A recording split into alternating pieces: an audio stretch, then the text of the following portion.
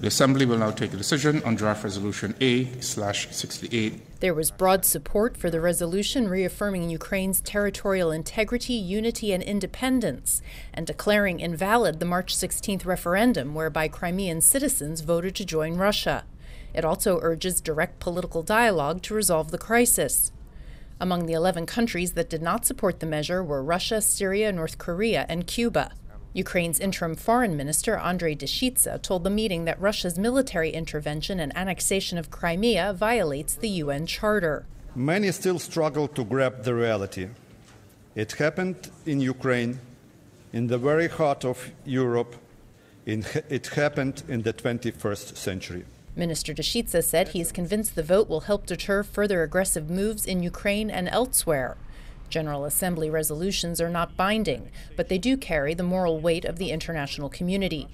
U.S. Ambassador Samantha said the resolution demonstrated that borders are not mere suggestions. We've always said that Russia had legitimate interests in Ukraine. It has been disheartening in the extreme to see Russia carry on as if Ukrainians have no legitimate interests in Crimea, when Crimea is a part of Ukraine.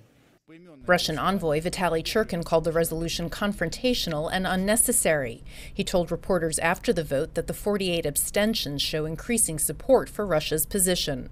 Even though this resolution, which we opposed, was adopted by the General Assembly, I think it's a moral victory for the Russian diplomacy, because an increasing number of countries is beginning to understand the complexity of the situation and the motives behind the actions of Crimea and the Russian Federation. Speaking to VOA after the vote, the Ukrainian foreign minister disagreed, saying support is growing globally for his country. The international community support is growing and becoming wider and more concrete. He said that support includes economic sanctions that the European Union and United States have imposed on Russian individuals and former Ukrainian officials. Margaret Besheer, VOA News, the United Nations.